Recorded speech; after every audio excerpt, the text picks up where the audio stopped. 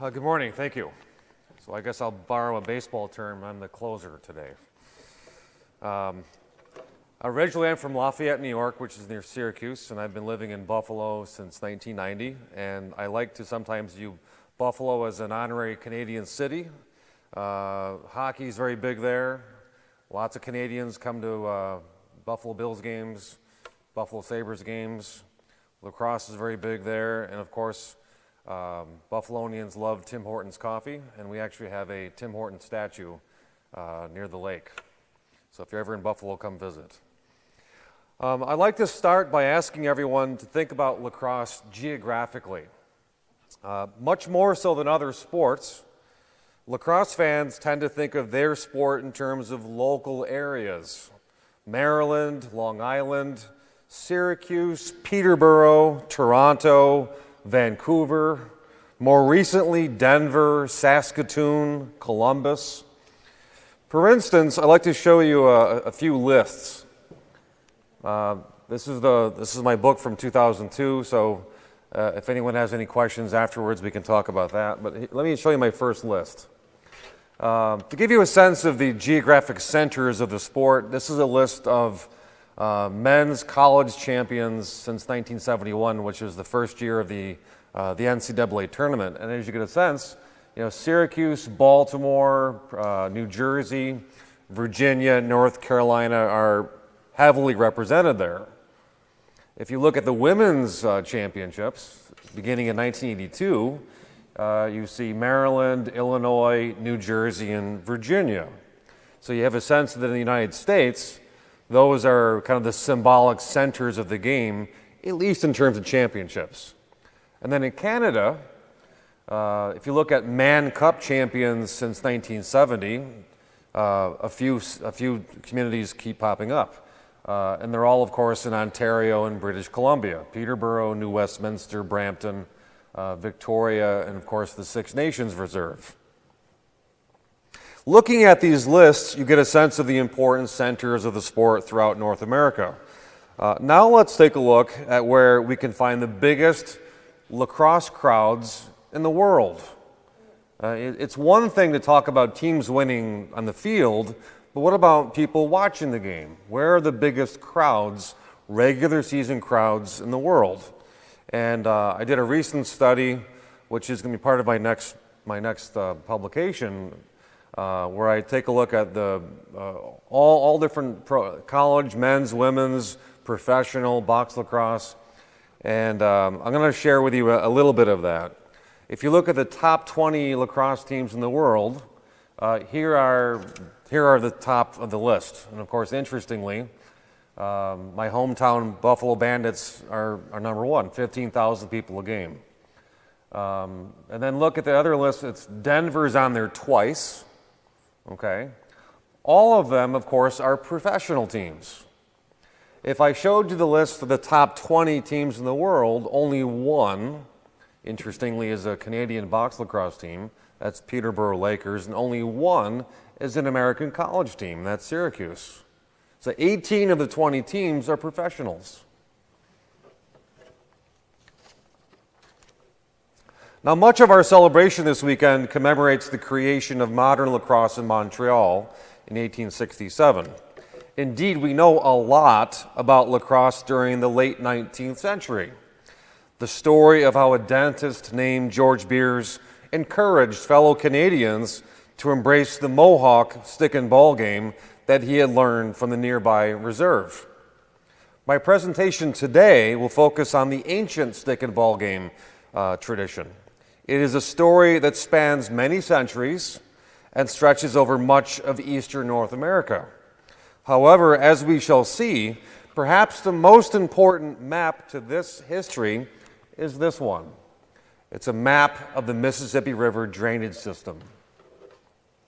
I want to examine the history of ancient native lacrosse, one that predates the arrival of European explorers and colonists, one that accounts for the creation of distinct French and English empires and how they interacted with native nations, and one that acknowledges the early histories of both the United States and Canada. What I propose to do today is to explore the Indian stick and ball games phenomenon that preceded modern lacrosse. Indeed, the continent once had many forms of what we might now call lacrosse well before the time of George Beers. The ancestor games of modern lacrosse has attracted the attention of only a few historians and anthropologists over the past century. It's safe to say that most of their work has not been read by the average lacrosse enthusiast. Scholars have used the term traditional to describe games played by Indians prior to the birth of modern lacrosse during the 1860s. Everyone should realize that traditional is not a static concept. It refers to any game played by any Indians during any era that was not subject to the laws and regulations of the modern organized lacrosse world. Choctaw stickball and the Iroquois medicine game are current examples of this activity. The physical conditions of these traditional games has certainly changed dramatically since the 17th century. But many Native people contend the spirit in which these games have been played has not. Any history of traditional Native stick and ball games must rely upon four types of evidence: physical, documentary, linguistic, and oral.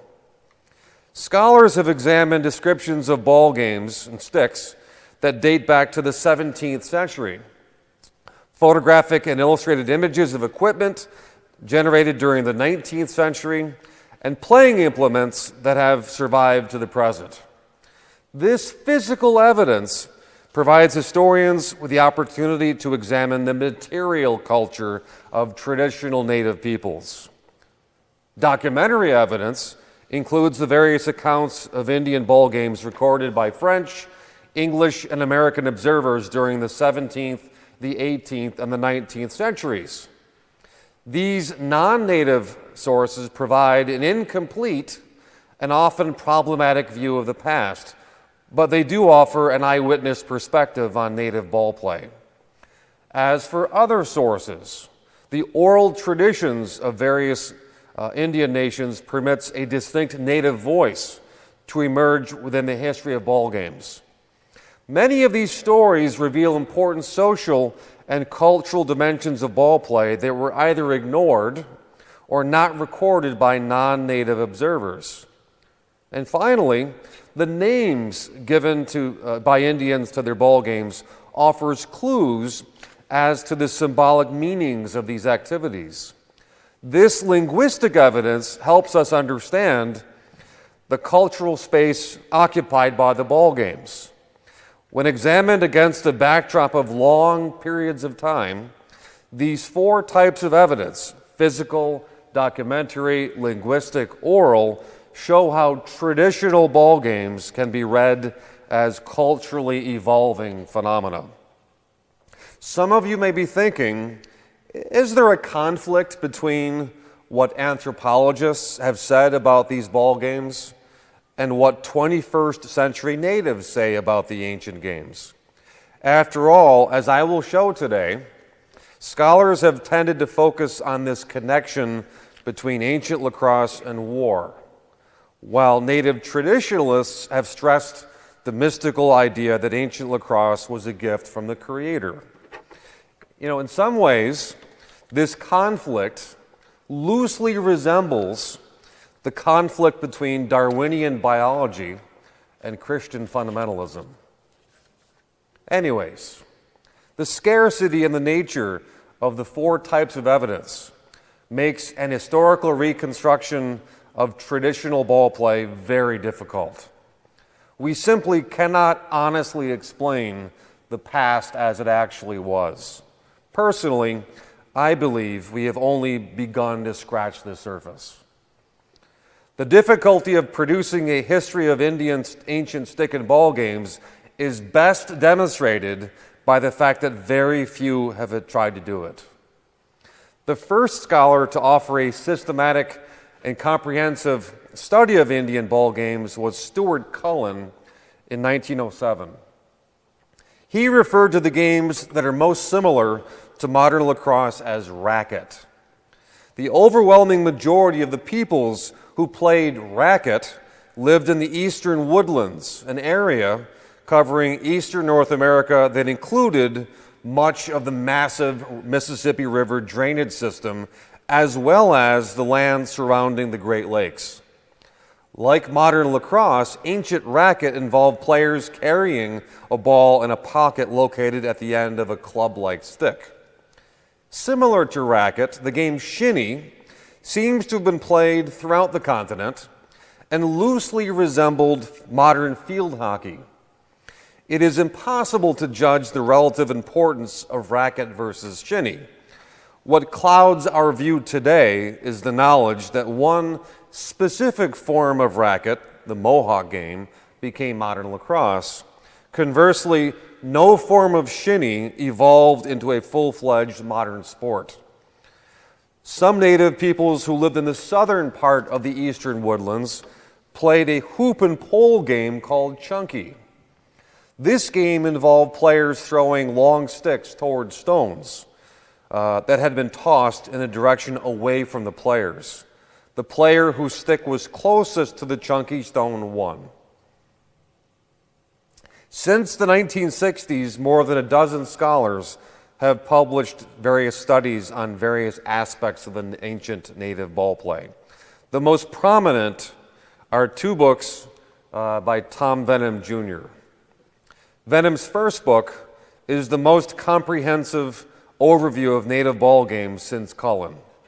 It examines myths and legends, the names of games, playing equipment, gambling, playing tactics, techniques, the artwork of 19th century painter George Catlin, player clothing, the connection between war and ball play, playing fields, game rules, and the marginalization of Indians in mid-19th century Canada.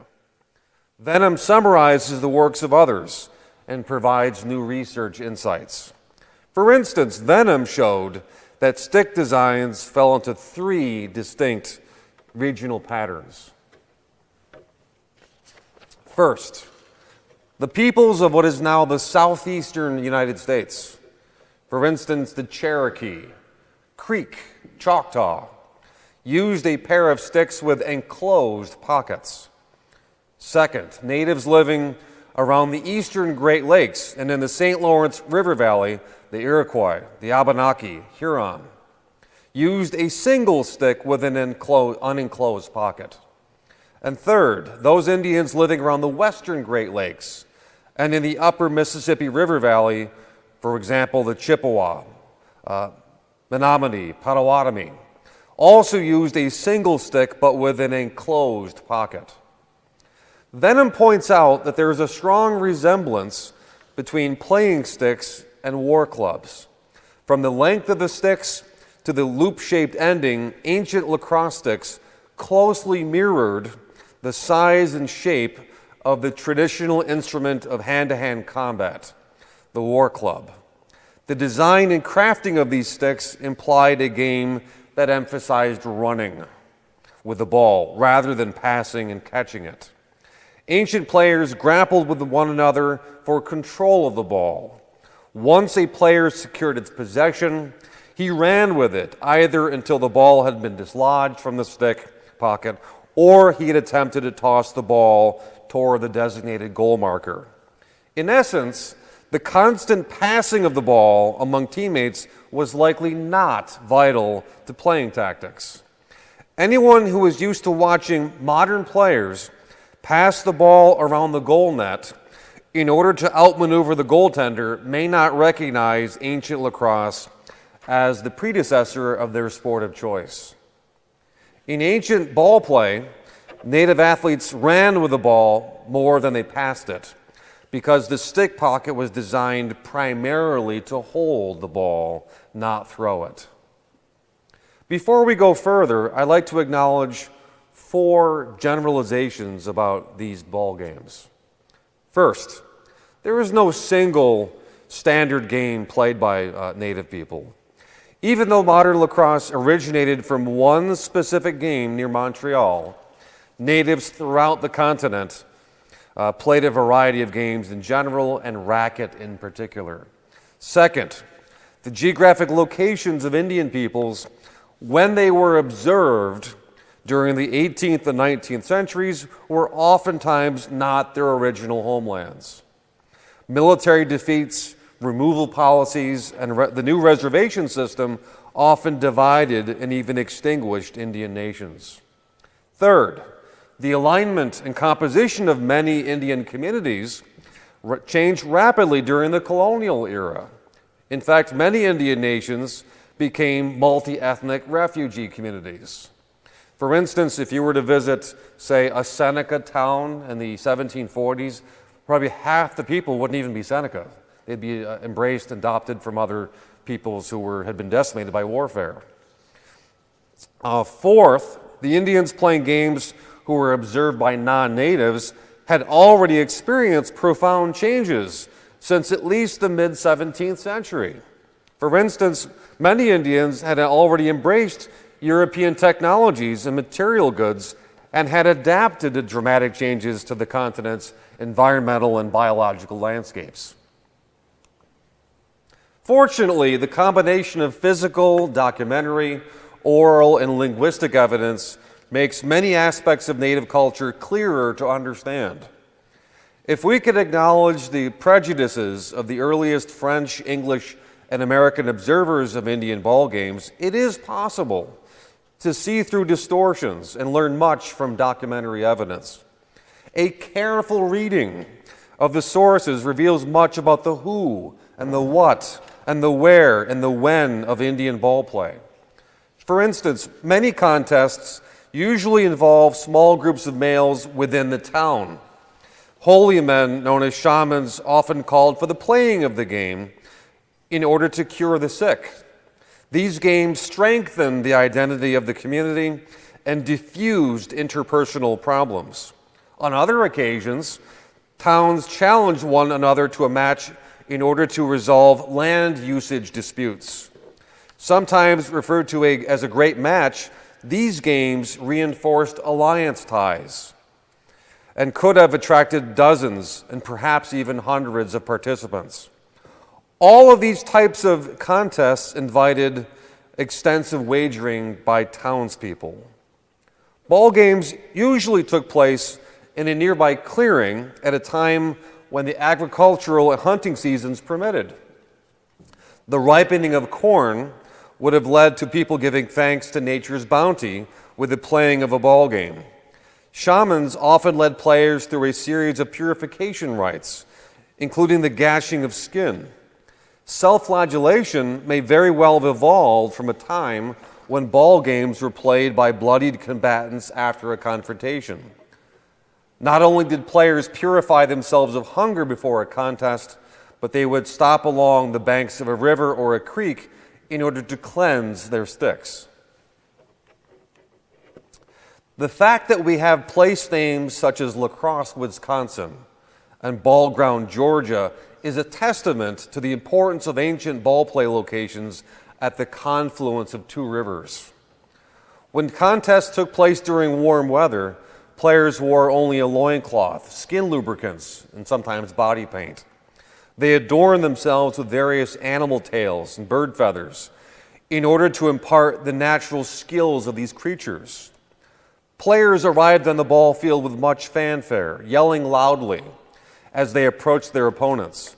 This tactic resembled the type of warfare that was common among Native people before the era of European contact, when Native armies once lined up and hurled insults at each other before actual combat. Linguistic terms associated with ball play, as well as the oral traditions of Eastern Woodlands Indians, are very useful in understanding the cultural meanings of ancient lacrosse. Various Native names for lacrosse suggests a link between ball play and warfare. Some refer to it as the younger brother of war or little war, while others call it bumping hips, or some use the form of the conjugate to hit. Oral traditions do not reveal much about who played the games, or when and where the games were played, but they do help explain why the games were played.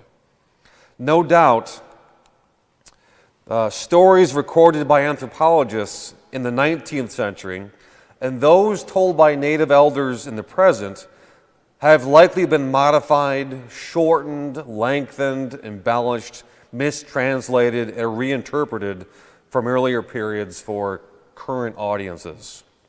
References to animals, birds, thunder spirits who can speak and play underscore the spiritual dimensions of ball play. The people of the eastern woodlands believed in the divinity of nature. Native peoples believed that ball play had a curative power the shamans could manipulate. According to one version of a commonly told tale, the first ball game pitted four-legged animals against flying creatures. Before the game began, however, the animals rejected a rodent's quest to join the team. Then the birds accepted him onto their squad, attached wings to his back, and turned him into a bat. As the game progressed, the bat scored the game-winning goal for the birds. The allegorical use of animals and birds embeds human traits into a spiritually powerful natural setting. The story, and this is the main point, the story illustrates the importance of inclusion and the danger of arrogance. That's the lesson anyone should take from that story. What is missing from all attempts to explain the history of ancient lacrosse is an acknowledgement of important developments in Native America before first contact between Indians and Europeans. Ancient native ball play must be explored within the broad context of patterns that had unfolded in eastern North America during the centuries before and after the arrival of European colonizers. From a native point of view, this era witnessed a sharp interruption of historical patterns that had been unfolding within the continent free from the influence of outsiders. What happened during this era and the one preceding the arrival of Europeans profoundly shaped the game as it came to be played in recent centuries. Naturally, the observations I share with you today are very tentative and speculative. I will propose something very provocative. The emergence of the ball game phenomenon is indirectly linked to the diffusion of maize into the eastern woodlands about 1,000 years ago. Corn, I believe, is the key to this whole story. Although peoples had lived off of wild game for centuries, the warmer temperatures of this era, 1,000 years ago, permitted maize to thrive and populations to grow. Historians refer to this era as the medieval climatic anomaly, which lasted from roughly the year 950 to around 1250.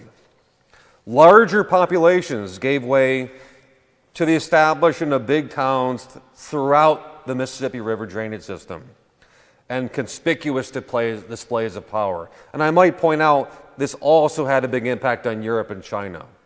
It's warm across the entire northern hemisphere.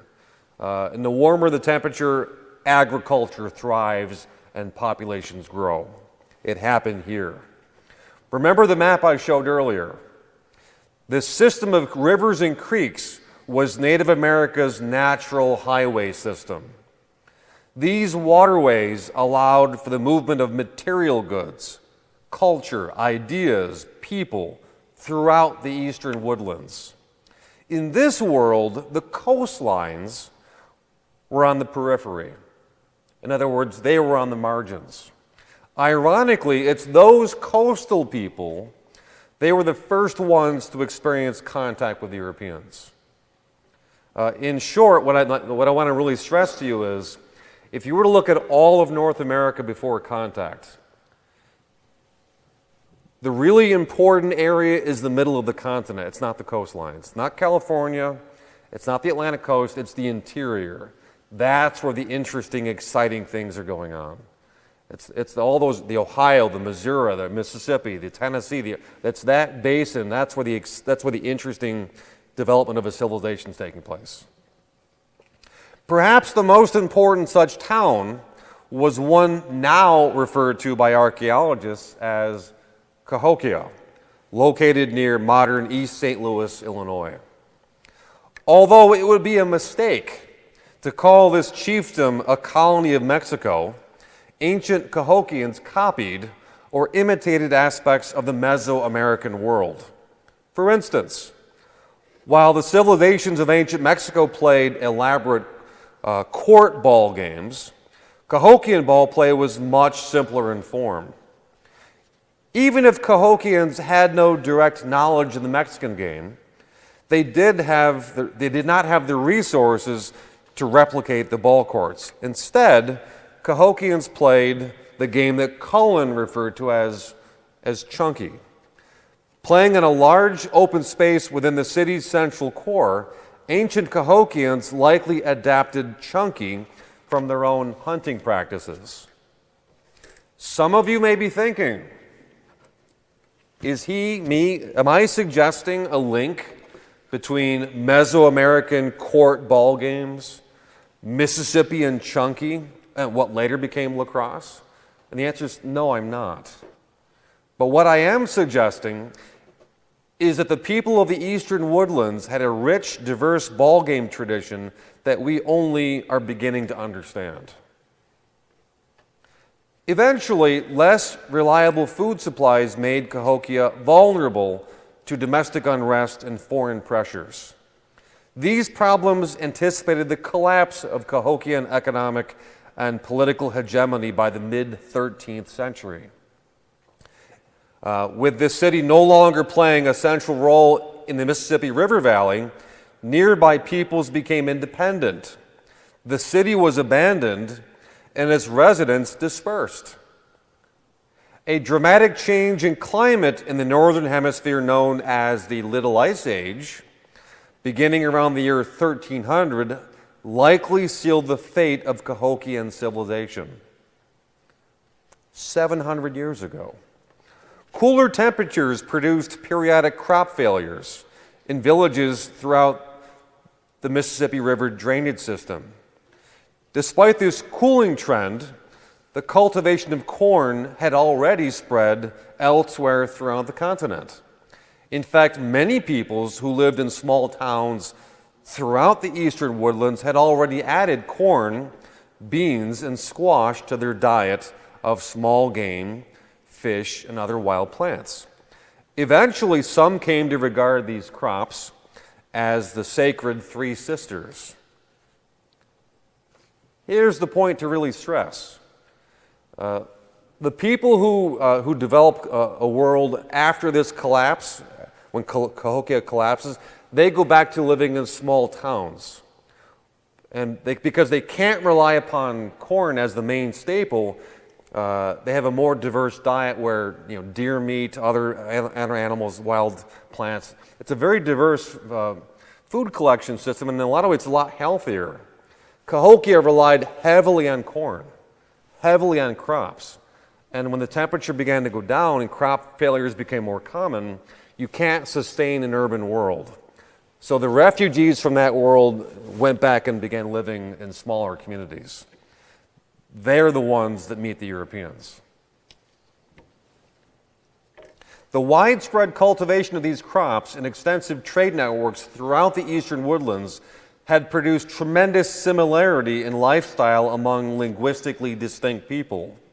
Many of those who spoke Iroquoian, Algonquian, Muskegon, Siouan languages shared a series of interconnected and related beliefs, customs, and food collection systems, strategies. Again, more to the point, these peoples were the ones who played ancient forms of racket, the ancestor of lacrosse. Meanwhile, native people began to experience the long-term consequences of the Little Ice Age. Incidentally, this relatively cooler trend continued through the mid-19th century.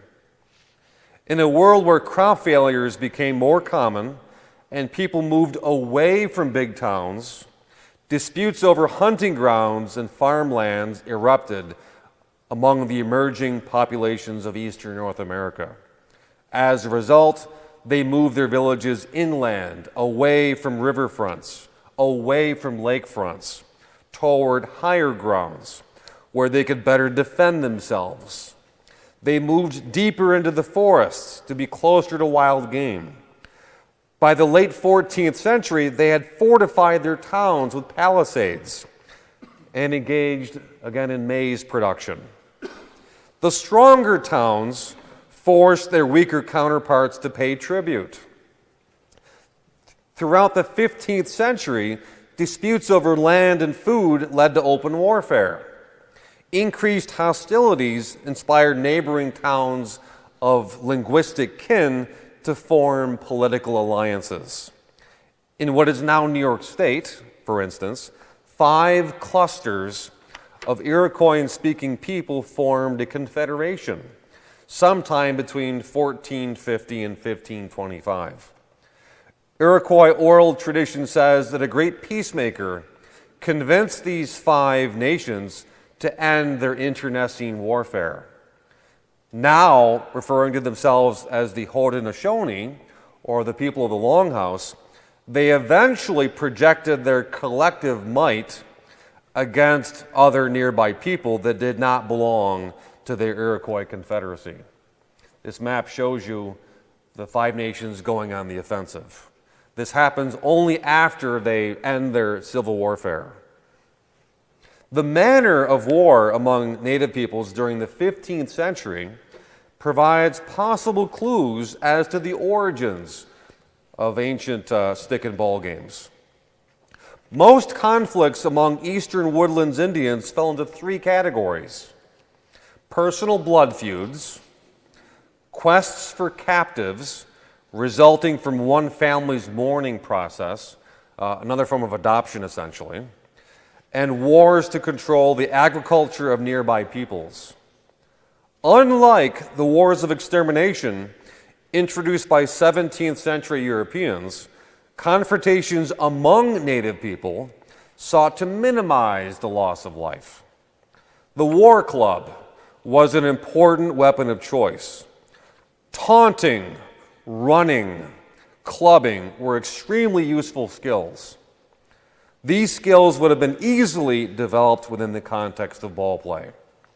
As I've indicated already, there's a striking similarity between war clubs and the oldest surviving lacrosse sticks.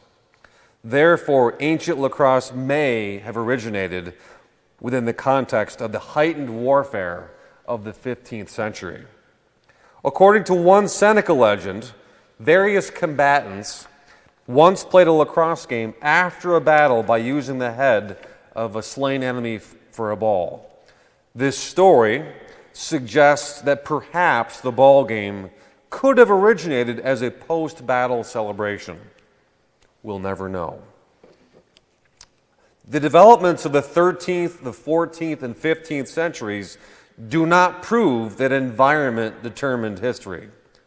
The unique conditions of that era did not necessarily give birth to these specific forms of ball play. After all, the stick and ball games played during this period could have been simply modified forms of even older activities. Again, we'll never know.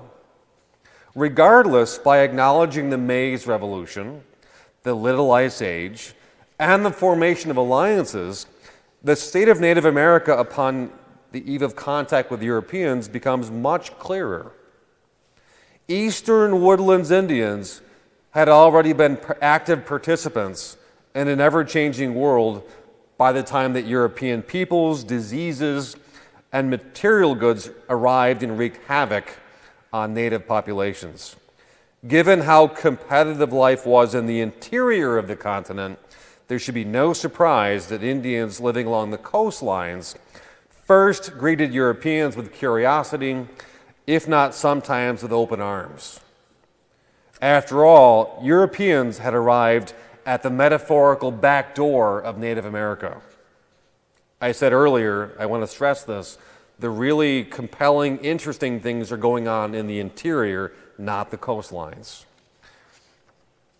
Coveting European ironware, many of those who lived along the shores of the Atlantic saw these strangers as potentially important trade partners. However, not until white men penetrated the continent's interior did they encounter a form of what Cullen would have called racket, or what we would now today call lacrosse. During the 1630s, French Jesuits lived with and wrote about Huron Indians who resided in what is now southern Ontario. These priests recorded the first accounts of ball play and forwarded them to their superiors in France. In all likelihood, they were witnessing a game that had been evolving over many decades, perhaps centuries. Unfortunately for the Huron, disease and war decimated both their populations and culture. Meanwhile, the genocidal Powhatan Wars in Virginia and the Pequot War in New England resulted in English dominance of the coastline. Interestingly, these Englishmen either did not encounter Indian ball play or did not bother to record any accounts of these games.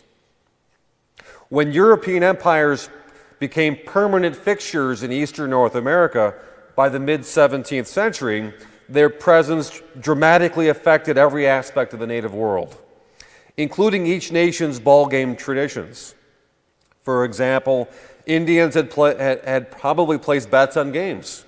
Now, prior to contact with Europeans, they had wagered items made from readily available items, things made from wood, stone, or animal skin. If you lose a bet, you can replace it quite easily. However, when Europeans introduced articles made from iron, natives found the white man's material culture attractive. They pursued a variety of items made from cattle, such as kettles, axes, knives, arrowheads, fish hooks, hoes, spoons, chisels. Most coveted of all, of course, were firearms. The desire for these goods soon produced dependency on Europe's colonial economy. A ball game wager that included European goods thus raised the stakes dramatically. Think, if you lose a bet where what you lose is made from wood, you can replace that quite easily. You lose a bet where you lose a chisel, bigger consequences. Indeed, the meaning of a traditional ball game to Indians was changing. Ironically, however, the native adoption of ironware also unleashed a wave of creativity among native craftsmen. As a result, European wood carving tools significantly modified ball game playing sticks. I'd like to share an example of how even the most partisan of lacrosse supporters have failed to appreciate this issue. How many of you have seen the 2012 film Crooked Arrows? Okay, only a few of you have. Well, this is a movie that came out which is kind of like the lacrosse version of the Bad News Bears or the Mighty Ducks. Anyways, this film, Crooked Arrows, attempts to depict the ancient game. But this portrait is marred, this portrait suffered from the very same kind of technical error that marred Mel Gibson's Braveheart, a film that featured 13th century Highland warriors wearing 17th century kilts. Likewise, the 13th century Indians in Crooked Arrows are playing with 20th century sticks. So, as native peoples became more dependent upon European material culture, the spread of firearms modified the importance of hand-to-hand combat skills. In a world without guns, a man's ability to taunt, to run, to tackle, and club had been very important.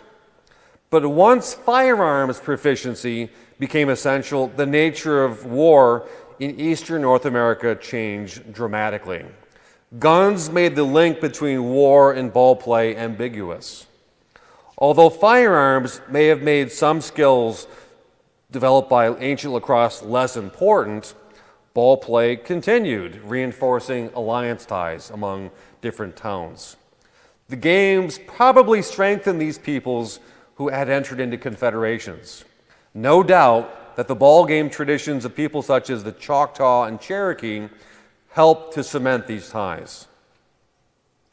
Ball play also reminded people of a common native identity, which was especially significant given the rapid pace of change during the 18th century.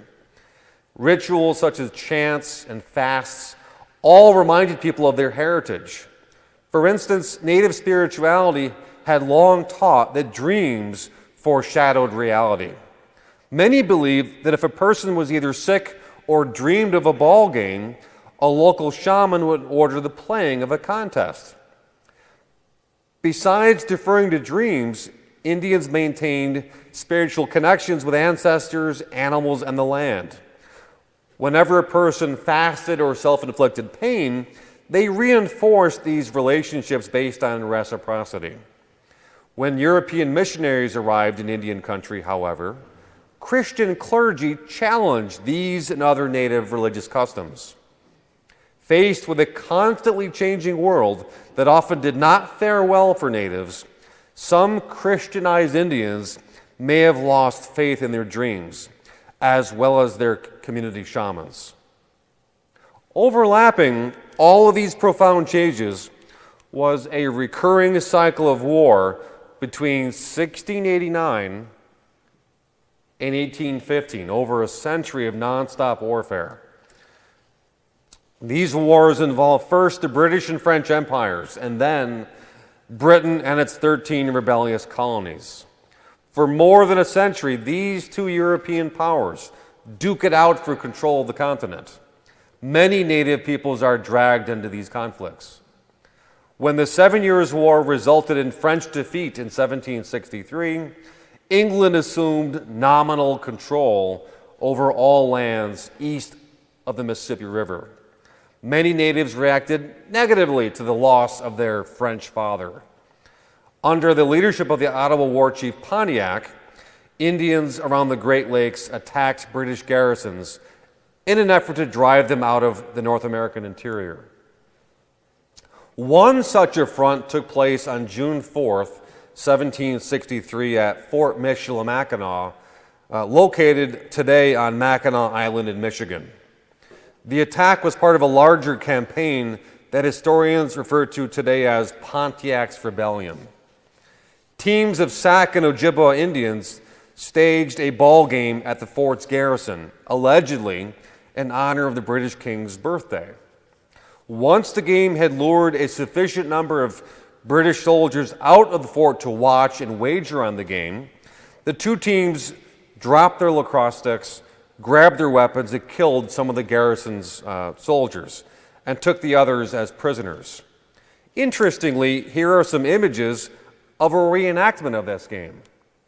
We have a reenactment that's going to occur at 2 o'clock. Well, here's another one in Michigan. This episode was not their first time that Indians played lacrosse before a siege.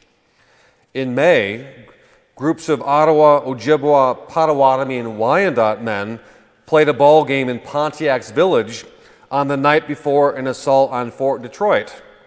These Indians believed that lacrosse was a favorite game of Nanabush, a supernatural being in Ottawa culture who had created the world. It also underscored the sacred dimensions of international or intertribal diplomacy. Therefore, by playing lacrosse on the night before the siege of Fort Detroit, and as a ruse right before the attack on Fort Michilimackinac, these Great Lakes Indians hoped to use a traditional mechanism to accomplish two goals: resurrect French military power and exploit British ignorance of native gaming. Eventually, Pontiac's Rebellion ended in native defeat, and Britain imposed upon its colonies a series of economic and territorial restrictions. By 1776, the colonial backlash resulted in the Patriots waging war against Britain and its native allies. Strangely enough, some modern lacrosse fans have pointed to the Fort Michilimackinac episode as evidence of their appreciation of the old Indian game. Although the game played before the attack on the British garrison was similar to the games played by other Indians throughout the continent, it had absolutely nothing to do with modern lacrosse. But you keep hearing this constant reference to this incident, which again has no connection at all to modern lacrosse. And interestingly, it's always non-native stressing this point. They romanticize this incident. I suspect they like the violent nature of it. In their mind, it creates a romanticized image of what the game might have been like long ago. The American Revolution brought forth many hardships to the Anglo-Indian frontier. After the Continental Army invaded and devastated Iroquois country in 1779, burning down most towns, Britain granted a reserve to Iroquois refugees along the banks of the Grand River in what is now southern Ontario. If you've ever wondered why there's a large Iroquois community in Ontario, that's why. It's because of the American Revolution. Catholic missions along the St. Lawrence River Valley function as magnets for Mohawks and other refugees from other tribes in the region. The nature and frequency of the cycle of a century and a half of warfare brought forth enormous changes to Native America. War not only tested and disrupted alliances, but it also either destroyed or displaced many communities. All of these conflicts were punctuated by the new American Republic's removal of the so-called 5 civilized tribes from the South during the 1830s. The Cherokee and Choctaw peoples were compelled to relocate their lives and their ball games to a new federally recognized Indian territory, what later became Oklahoma. While it is difficult to assess the impact of these many wars on Indian ball games, it is clear that ball play survived the prevailing genocide of the 18th and 19th centuries. Indian peoples coped with many problems as they adjusted to this new emerging world. Confined to reservation life, they experienced alcoholism, domestic violence, and social disruption. Many had decided that survival meant accommodation and adjustment. They now prayed in Christian churches and wore clothing made from manufactured cloth. They owned horses, and they sometimes worked for white employers. The men cut their hair and became farmers. Some owned plantations and slaves. When some succeeded, their jealous white neighbors complained. Once U.S. authorities stripped Indians of their firearms and forced them to become farmers, native ball play experienced tremendous pressure throughout the rest of the 19th century.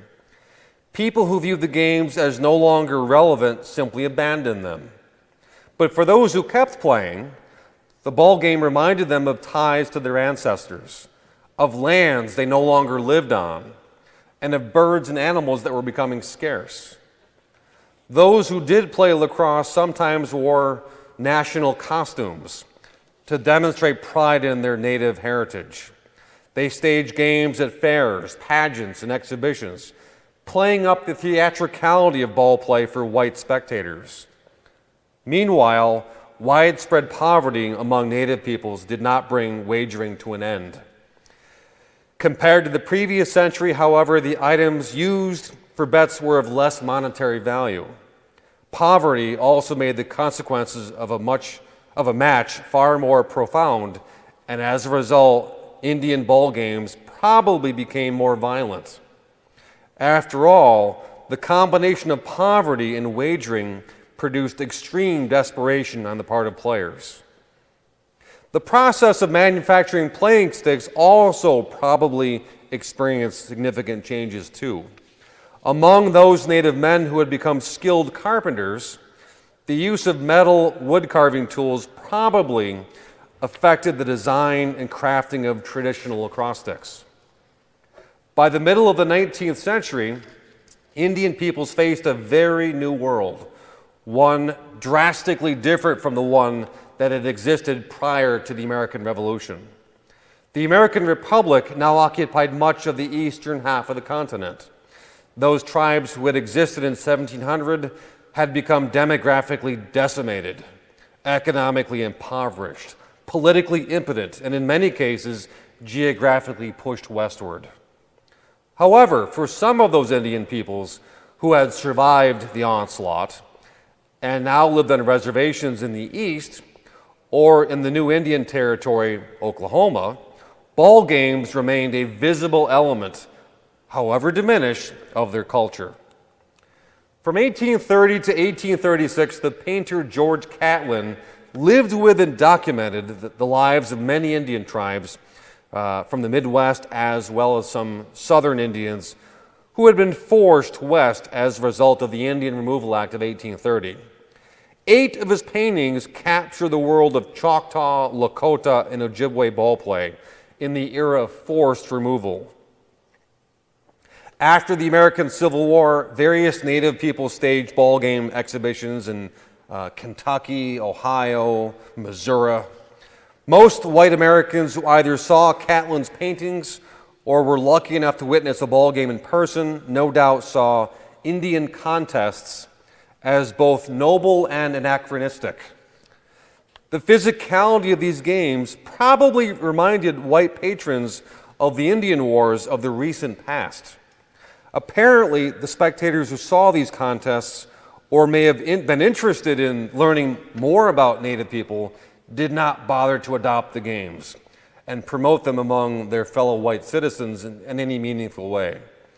In short, none of the ball games played by Indians living within the borders of the U.S., not those of the Choctaw, Cherokee, nor the Lakota or Potawatomi, none of them became modern lacrosse. As we all know, that task would be left to white Canadians living near Montreal.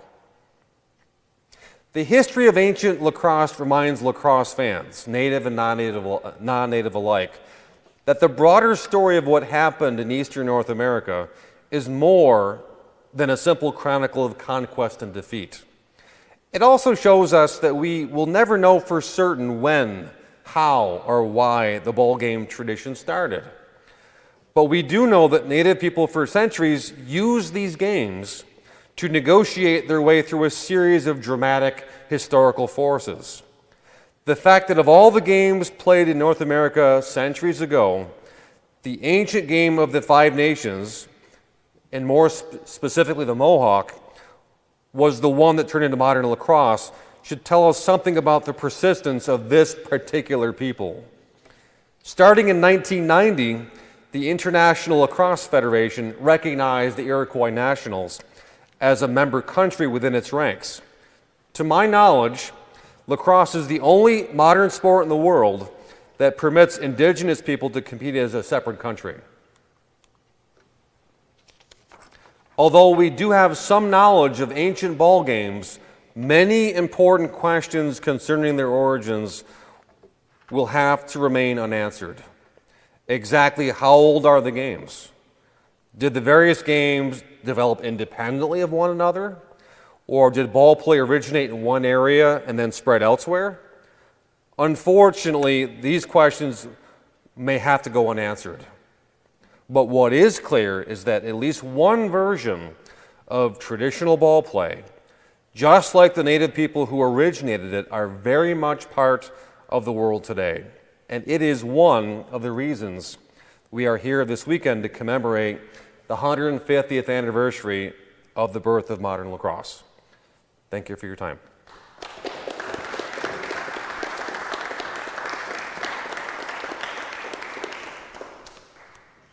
Any questions? Yes. Starting the lecture, you talked about the regions, particularly in the U.S., where lacrosse is strong now, that you can see from lists of champions. Yes.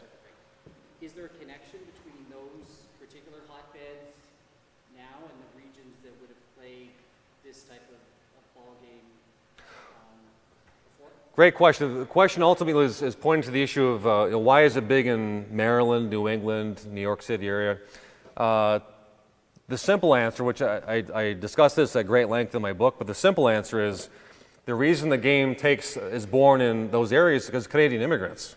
Canadian immigrants are looking for job opportunities, which were not plentiful in Canadian cities, they migrate to Boston, New York City, and they start clubs as a way of reminding themselves, well, we're Canadians, and let's keep our sport alive.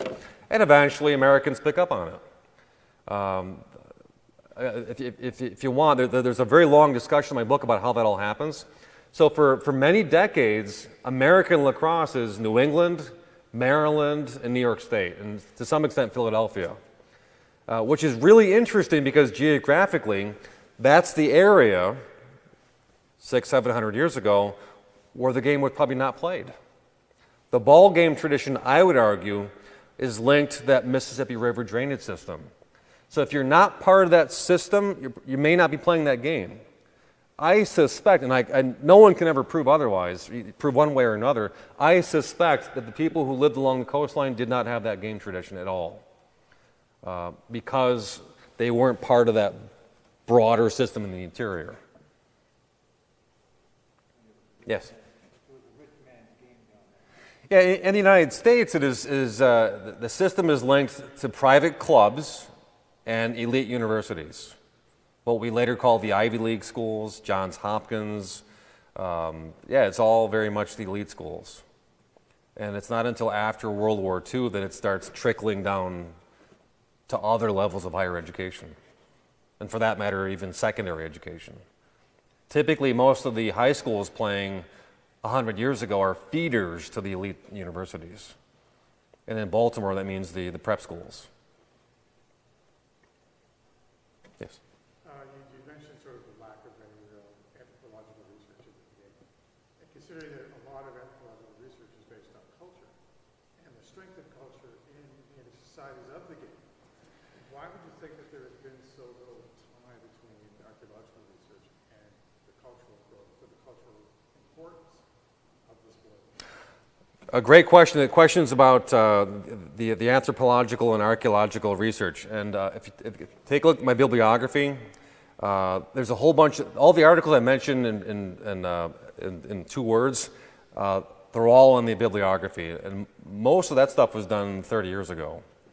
And unfortunately, no one's been doing more recent versions of that.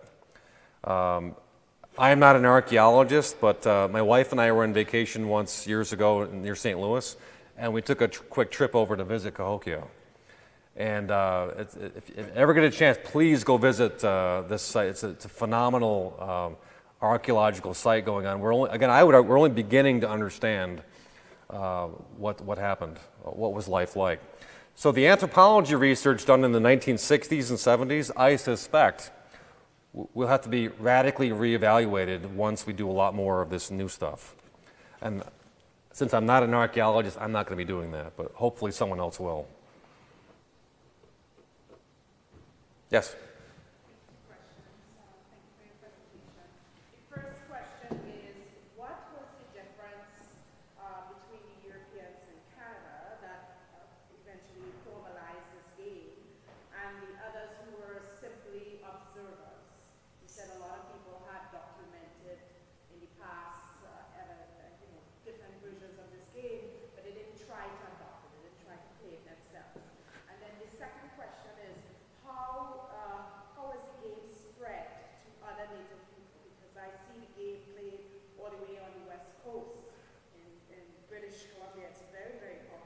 Yes. More popular than some places in Ontario where I reside, so I'm really curious how it got spread. 2 great questions. The first question is looking at the first observers, which you're talking about during the colonial period, and then the eventual Canadians in the 60s who adopt it. Well, remember, the scant evidence we have is from French Jesuit priests or explorers, and all they're interested in doing is documenting what they're witnessing, and they're on this brief journey, or maybe they're there for several years.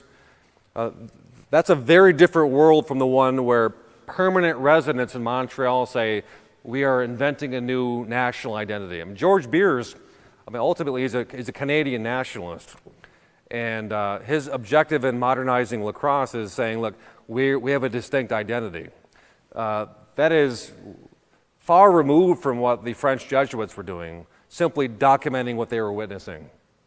The purpose the goal of commenting on the ball games in the 1630s is completely different than beers crafting an actual written record.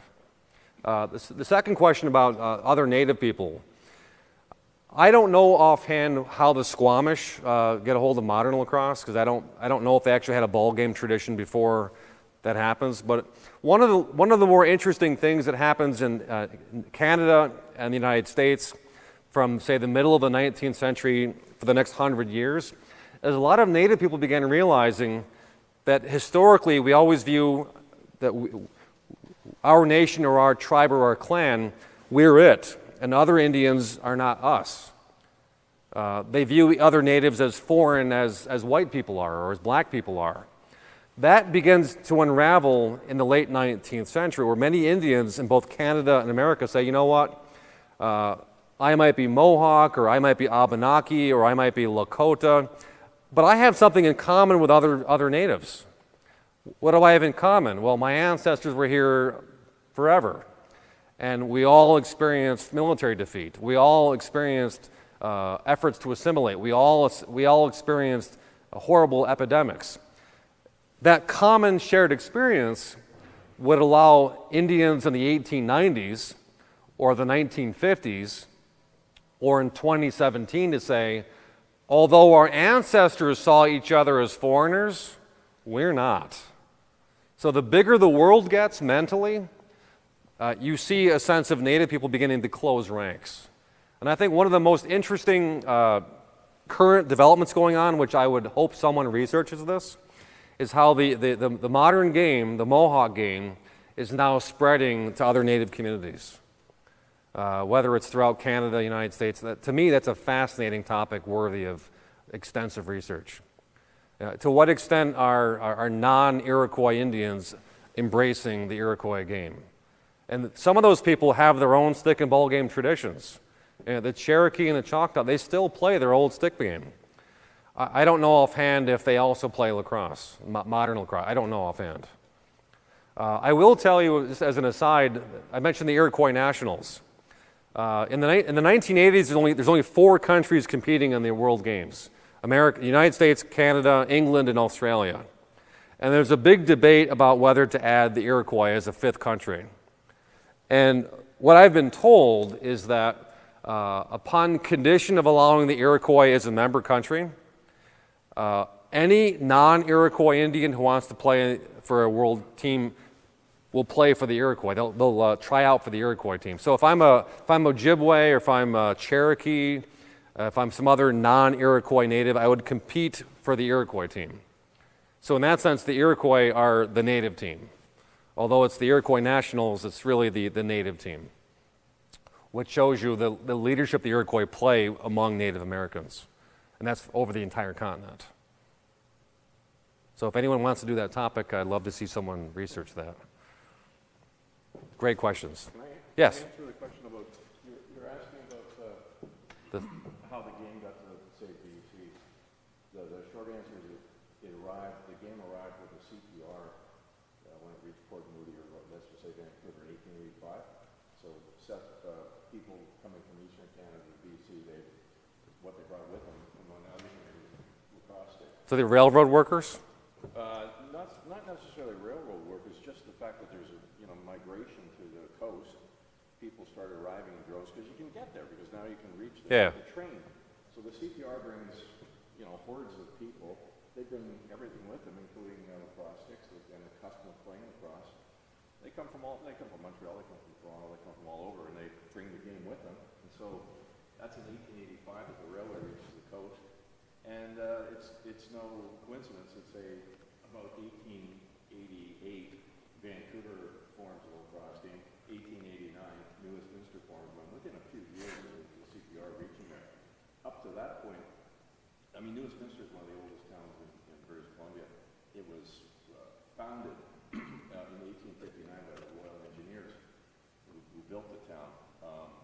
They played cricket and rugby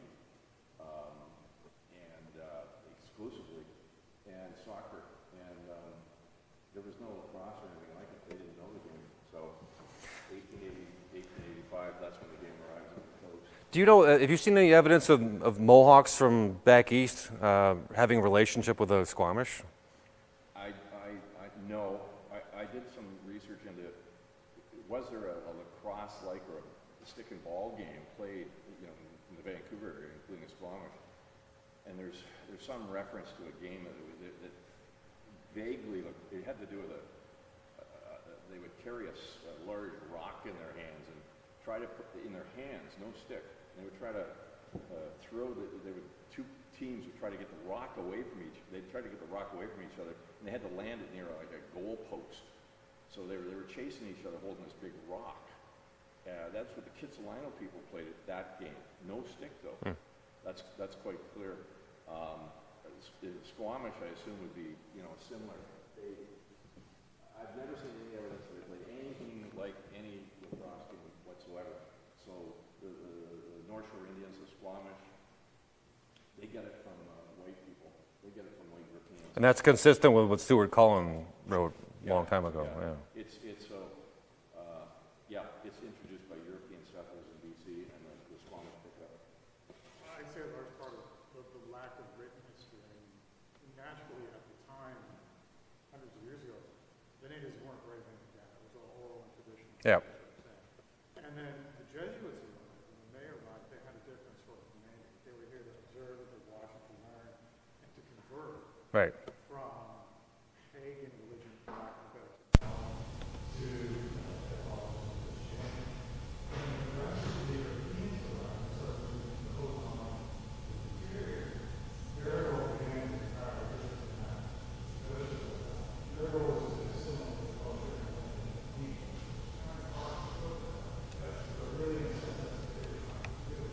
Yeah, in the States, in the 13 colonies to the south, it's very much, we are here to replicate England and create farmlands, plantations, towns.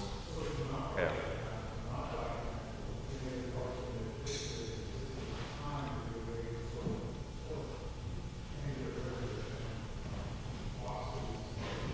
Of course, the irony is, while that's happening, they're borrowing Indian words for their names of towns and place names. Tremendous irony. Yeah. Questions, comments? Well, I guess we have a game to go to soon. 2 o'clock? See you there.